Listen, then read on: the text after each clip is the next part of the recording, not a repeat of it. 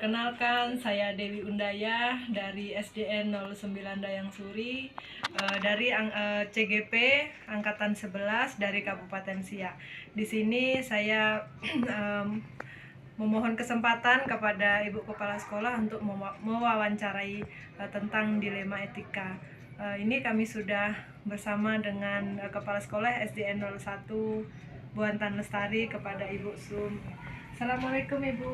Waalaikumsalam. Gimana kabarnya Ibu? Alhamdulillah sehat. Alhamdulillah sehat ya Bu. Ya. Nah, ini saya mengucapkan tentunya terima kasih kepada Ibu karena Ibu sudah meluangkan waktu kepada saya untuk meminta waktunya sebentar untuk mewawancarai tentang dilema etika gitu ya Bu ya.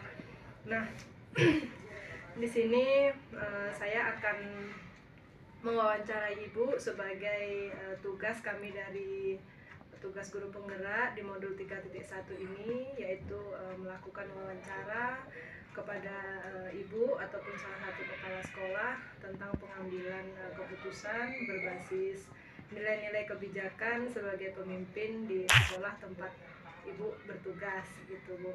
Nah, jadi nanti ada beberapa pertanyaan yang akan saya ajukan pertanyaan kepada Ibu. Nah, jika Ibu berkenan menjawab, dipersilahkan Ibu untuk menjawab. Nah, nanti kalau memang Ibu tidak berkenan untuk menjawab, boleh Ibu tidak menjawab. Di sini saya akan bertanya pengalaman-pengalaman Ibu nanti yang tentunya tidak harus di sekolah sini gitu. Boleh Ibu menyampaikan dilema etika ini pengalaman Ibu dari sekolah-sekolah sebelumnya yang Ibu pimpin gitu. Nah, di sini ada pertanyaan. Yang pertama, di sini selama ini bagaimana Ibu dapat mengidentifikasi nih Bu tentang kasus-kasus yang merupakan dilema etika atau bujukan moral gitu. Baiklah, memang biasanya ada di sekolah ini adanya kasus-kasus yang dilema etika atau kasus yang sama-sama benar, gitu kan? Ada sama-sama benar memiliki kekuatan kebenarannya. Nah, untuk itu bagaimana saya mengambil keputusan? Yang pertama saya pelajari dulu kasusnya, saya pelajari dan menyimpulkan kasus yang terjadi. Selanjutnya setelah disimpulkan, kita cari gunakan sebagai bahan bagaimana untuk menindaklanjuti kasus tersebut. Baik, berarti di sini Ibu mengidentifikasi kasus ini yang pertama tentunya Ibu mempelajari Mempelajari begitu ya. Bu ya. Kasusnya dipelajari dulu, ini kasusnya apa. Kemudian Ibu menyimpulkan begitu ya Bu. Kemudian nanti Ibu akan menyelesaikannya begitu ya Bu. Mencari jalan keluarnya. Gitu. Nah, kemudian ada pertanyaan berikutnya nih Bu. Nah, selama ini bagaimana Ibu menjalankan pengembangan keputusan, pengambilan keputusan di sekolah Ibu, terutama untuk kasus-kasus di mana ada dua kepentingan yang sama-sama benar nih Bu, atau yang sama-sama mengandung nilai kebajikan gitu. Bagaimana Ibu mengambil keputusannya? Kalau kami di sini ya di sekolah ini pada umumnya kan memang suatu organisasi yang punya masyarakat banyak, peserta didik, guru dan masyarakat wali murid juga di sekitar sekolah. Jadi dan ada masalah misalnya kasus yang sama-sama ini benar, yang ini juga benar. Tetapi kami dalam di sini mengambil keputusannya, kita lebih mempertimbangkan dampaknya kepada masyarakat atau masyarakat sekitar sekolah, misalnya masyarakat di sekolah, guru, siswa ini yang mana yang berdampak lebih, yang terkena dampaknya lebih besar, itu lebih kita utamakan. Baik, berarti di sini tentunya Ibu dalam pengambilan keputusan tentu mempertimbangkan dulu ya Bu ya, mana yang efeknya mana, ini kalau ini diambil bagaimana gitu, siapa yang berdampak, ini siapa yang berdampak, maka kita lebih yang berdampaknya pada yang banyak lebih orang besar, begitu banyak ya. orang. Baik. Nah, kemudian tentunya Ibu mempunyai langkah-langkah nih, langkah-langkah atau prosedur yang seperti apa nih yang biasanya Ibu lakukan gitu. Nah, kita kalau ada masalah yang pengaduan sama kita identifikasi dulu masalahnya, cari akar permasalahannya. Kemudian kita juga cari informasi laporan-laporan kita cari informasi di luar, mungkin dari sekitar sekolah atau dari mana yang lebih dekat dari masalah tersebut. Kemudian mengidentifikasi alternatif, cari alternatif.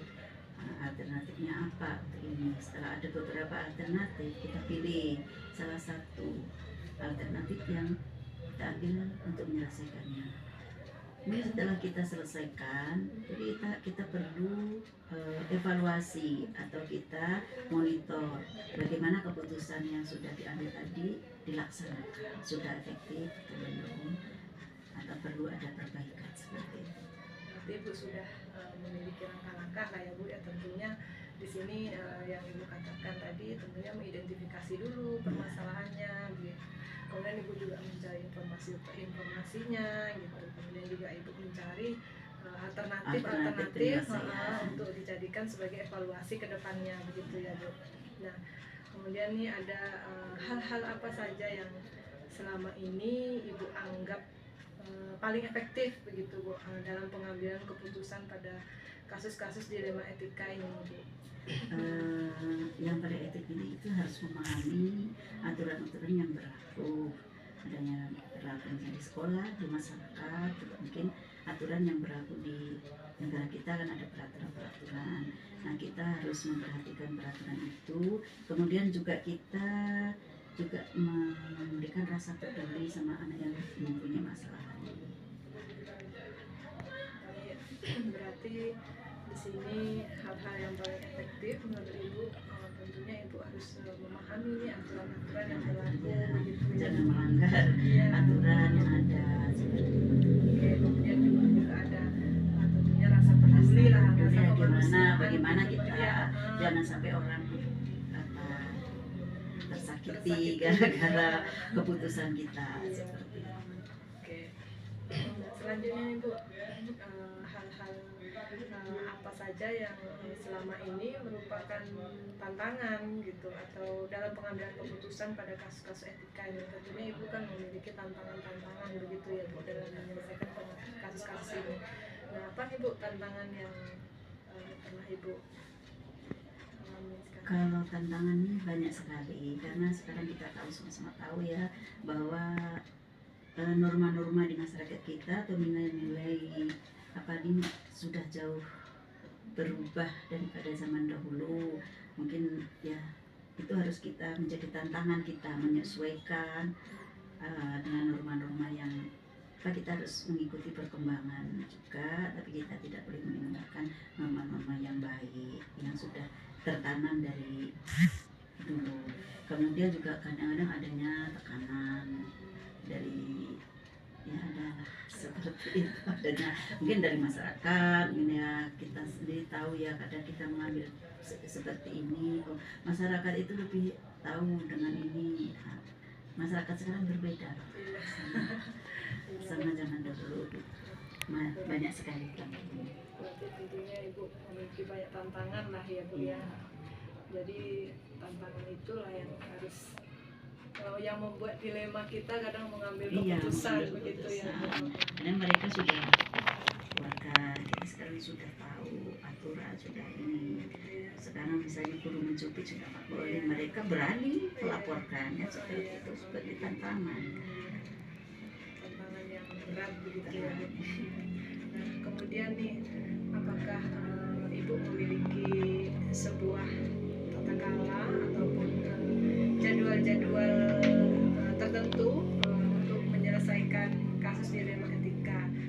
Apakah ada apakah Ibu tuh langsung menyelesaikannya di tempat ataupun Ibu sudah memiliki jadwal-jadwal tertentu untuk menyelesaikannya, ataupun ada bentuk ataupun prosedur seperti apa nih Bu yang Ibu jalankan?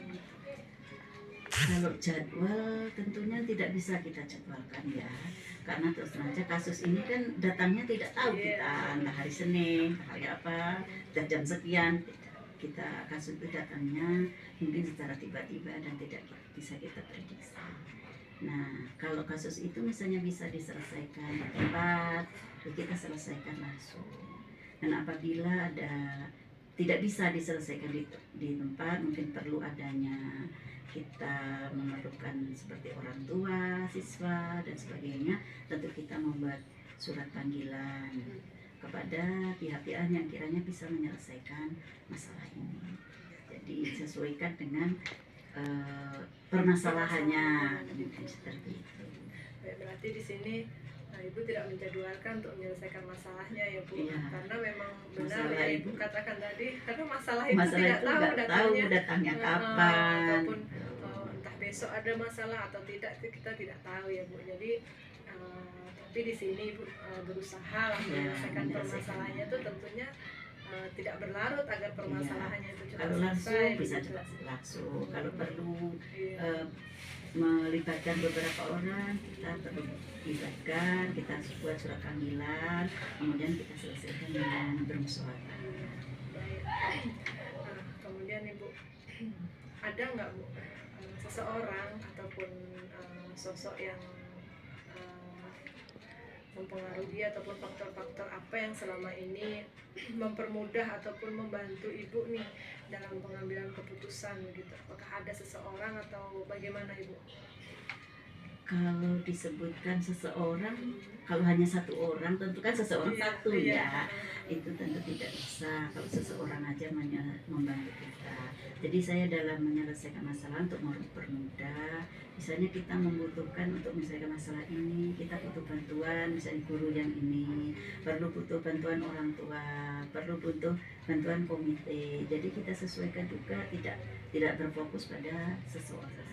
Dan kita selalu menyelesaikan permasalahan di sekolah ini, dicari jalan yang terbaik, ya dengan musyawarah. Intinya tidak ada pihak yang saling yang dirugikan, pihak yang diuntungkan. Kita cari jalan yang tengah, jalan damai, yang bisa sama-sama bisa legowo. Oke, berarti di sini Bu katakan tidak ada satu orang khusus begitu ya Bu. Tentunya kalau dalam penyelesaian masalah ini Ibu membutuhkan intinya kolaborasi ataupun pertimbangan banyak orang begitu ya. Banyak orang. Kalau masalah ini, oh ini loh yang bisa saya minta bantuan. Misalnya wali kelas, atau mungkin guru penjas, ini sesuaikan dengan kasus. Ya kalau di sekolah ini pada umumnya kan kasus anak-anak, kasus anak gitu. Kasus anak-anak, mungkin kasus wali murid. Kalau kasus guru ini mungkin guru ya ada juga. Entah di bagian IT misalkan begitu ya. Kalau ada guru yang tidak bisa IT ya. Iya, yang bagian IT kita Ibu mencari informasinya atau minta tolongnya bantunya dengan orang yang lebih tahu. Ya, makanya gitu. sesuaikan lah dengan kasus-kasus yang kita ada. Benar. Nah, ini ada pertanyaan terakhir nih ya. Dari semua hal yang telah Ibu sampaikan di sini, pembelajaran apa nih yang dapat Ibu petik dari pengalaman-pengalaman Ibu dalam pengambilan keputusan dilema etika ini Bu? Ya, di sekolah ini memang selalu banyak masalah ya. Ada datang silih berganti. Dan semua itu kita sebagai pimpinan pasti yang dituju, apapun masalahnya pimpinan yang dituju. Untuk itu kita sebagai pimpinan itu harus siap menyelesaikan masalah ini dengan mencari jalan keluarnya dan berkolaborasi dengan warga sekolah, baik guru, orang tua wali, dan pengurus sekolah. Kita saling bekerja sama untuk menyelesaikan. Berarti di sini dengan banyaknya pengalaman-pengalaman tentunya lebih banyak pula ilmu yang kita dapat begitu ya Bu. Tentunya dalam penyelesaian masalah ini tentu permasalahan tidak ada yang sama begitu. Di sekolah sana Ya, karena kebetulan dia juga sudah berpindah-pindah, ya. di sekolah sana begini, sekolah sini begini. Nah tentu membutuhkan penyelesaian yang berbeda. Baik. Nah, terima kasih nih Bu, karena di sini Ibu sudah berbagi pengalaman-pengalaman yang pernah Ibu alami begitu. Kemudian nanti mudah-mudahan dari hasil sharing kita nih, mudah-mudahan bisa dapat saya gunakan untuk hal-hal yang dapat saya lakukan nanti di sekolah saya ke depannya begitu ya Bu, dalam pengambilan keputusan berbasis nilai-nilai kebajikan sebagai pemimpin dan dari untuk pihak siswa-siswa di sekolah saya begitu Bu. Nah sekali lagi nih saya mengucapkan banyak terima kasih Ibu karena ya Ibu sudah meluangkan waktu kepada saya. Mudah-mudahan ini menjadi pembelajaran bagi diri saya dan saya doakan mudah-mudahan Ibu selalu sehat karena Ibu merupakan guru saya waktu saya SD gitu Bu. Ya, Ibu pun bangga dengan anak ibu yang sudah berhasil, mudah-mudahan sukses ya, apa yang sudah didapat menjadi pengalaman dan nanti bisa dikembangkan. Ya siapa lagi yang akan menggantikan kami ini, tak lama lagi pensiun. Ya. Luar biasa semangat Ibu. Ini saya Ya, ucapkan makasih semoga Bu. sukses ya. Assalamualaikum warahmatullahi Waalaikumsalam. wabarakatuh.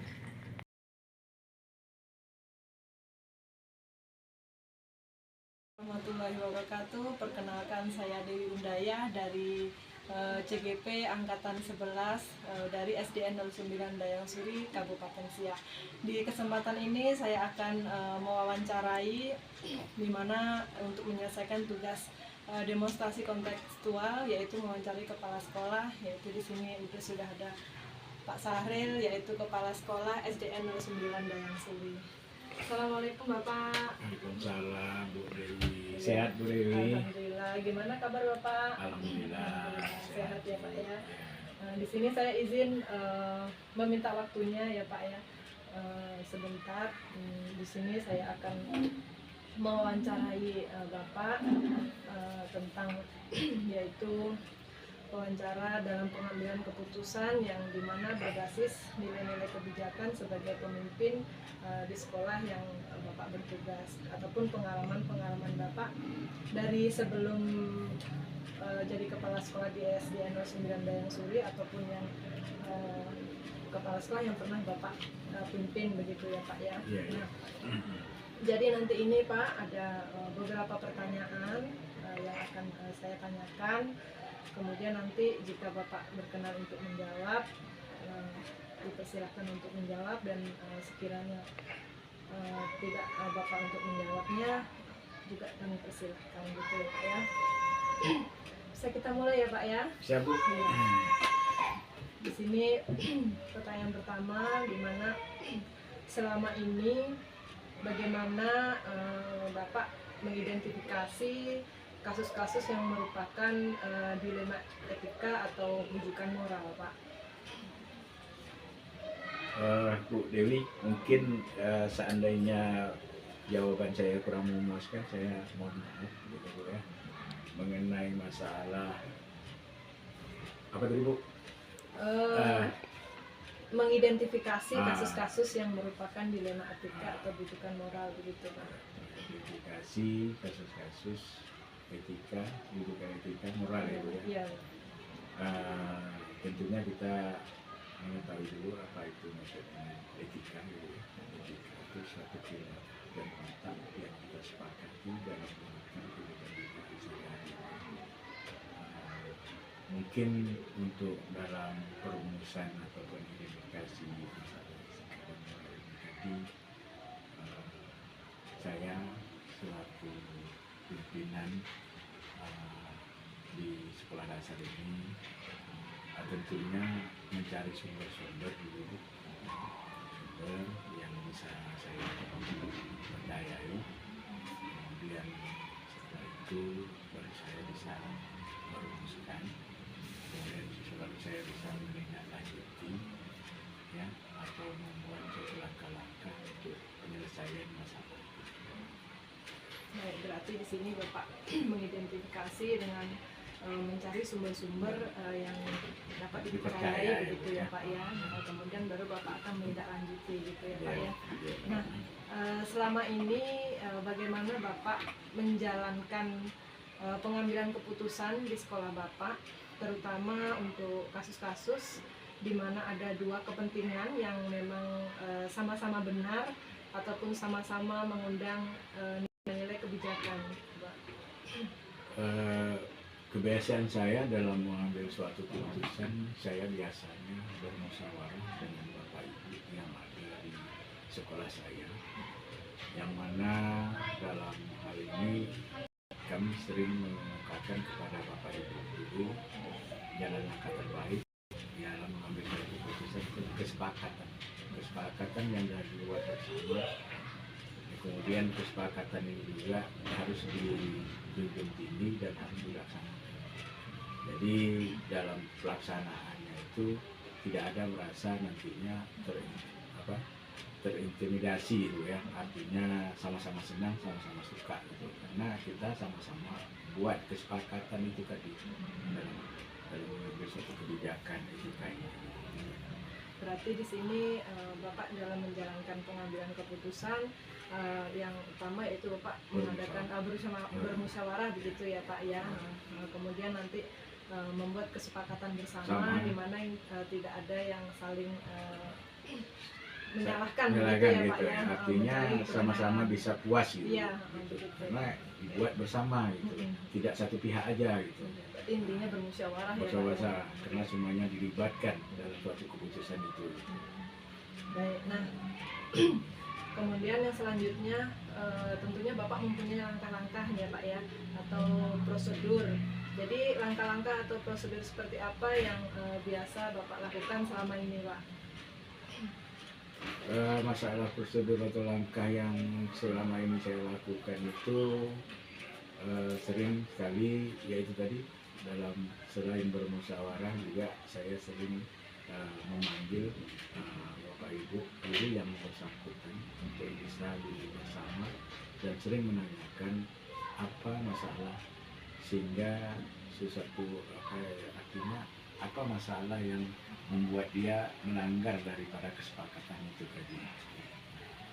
Berarti di sini selain bermusyawarah, langkah-langkah yang Bapak lakukan yaitu memanggil salah satu dari Bapak Ibu guru gitu ya Pak ya, yang kemudian mengidentifikasi permasalahannya begitu ya Pak ya. Ya, menggali dari diri sendiri apa masalahnya, ya, supaya saya tahu sendiri gitu kan. Dengan adanya pertemuan dengan saya dengan bawahan saya itu tadi, tentunya ini menjadi pertimbangan saya dalam mengambil suatu keputusan. Baik, nah selanjutnya hal-hal apa nih Pak yang selama ini Bapak anggap tuh efektif begitu, atau dalam pengambilan keputusan pada kasus-kasus dilema ini Pak, yang paling efektif menurut Bapak? Yang paling efektif dalam mengambil suatu keputusan itu duduk bersama. Artinya kita harus berbicara gitu. Dari pihak antara pihak satu dengan pihak lain itu harus ada komunikasi yang baik. Kemudian juga di dalam komunikasi ini nanti baru kita bisa mengambil suatu kesimpulan atau keputusan untuk mengambil, ya inilah yang kita anggap lebih efektif daripada yang lain. Tapi kalau menurut Bapak di sini yang paling Bapak anggap efektif intinya ya duduk bersama begitu ya Pak ya, mencari solusi yang akan diselesaikan dalam kasusnya gitu ya Pak ya. Oke, baik. Nah yang selanjutnya nih Pak, hal-hal apa yang selama ini merupakan tantangan pengambilan keputusan pada kasus-kasus etika nih Pak? Tentunya pasti ada tantangan begitu ya Pak.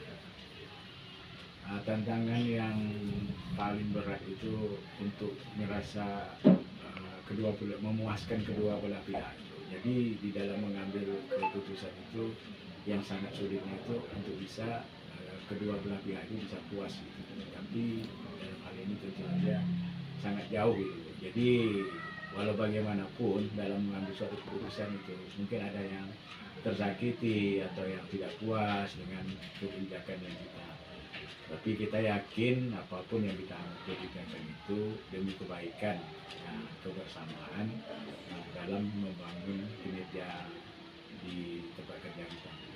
Baik, berarti di sini Bapak merupakan ada tantangan ya Pak yang tentunya di mana tantangan Bapak yang Bapak alami itu bagaimana memuaskan antara kedua belah pihak begitu ya Pak ya. Itu yang baik, itu yang merupakan tantangan yang berat bagi Bapak gitu. Kemudian selanjutnya Pak, apakah Bapak memiliki sebuah tata cara ataupun jadwal tertentu dalam sebuah menyelesaikan kasus etika dilema? Kemudian apakah Bapak langsung menyelesaikan di tempat, atau Bapak memiliki sebuah jadwal untuk menyelesaikan, ataupun ada bentuk-bentuk ataupun prosedur seperti apa yang Bapak jalankan begitu Pak? Biasanya kalau saya punya kasus, Bu, saya langsung menangani, tidak ada penjadwalan atau apa. Supaya tujuan saya berharap supaya tidak melebar kemana-mana, dia langsung menindaklanjuti. Jadi rasa saya itu lebih efektif, gitu. Makin cepat lebih baik, gitu. Lebih cepat lebih baik lagi. Gitu. Jadi bila saya mendengar suatu hal, ini saya harus langsung terus bertindak. Baik, berarti di sini Bapak tidak menjadwalkan ya Pak, karena memang kadang kasus-kasusnya juga tidak terjadwal kapan Ya. akan terjadi kasus gini ya Pak, Ya, kapan akan datangnya kasus tersebut atau permasalahan tersebut gitu. Jadi di mana Bapak langsung menindaklanjuti lah gitu ya Pak, agar permasalahan Tidak atau kasus melebar ini kemana-mana. tidak berlarut begitu Tidak ya Pak berlarut, ya. Bu. Tidak jadi luas gitu. Nah, kemudian nih Pak, ada atau tidak nih menurut Bapak seseorang atau faktor-faktor yang selama ini mempermudah atau membantu Bapak dalam pengambilan keputusan dalam kasus-kasus dilema etika ini Pak? Dalam mengambil satu keputusan, kemudian apa ini tentunya ada orang-orang yang dekat yang biasanya sering memberi masukan kepada saya.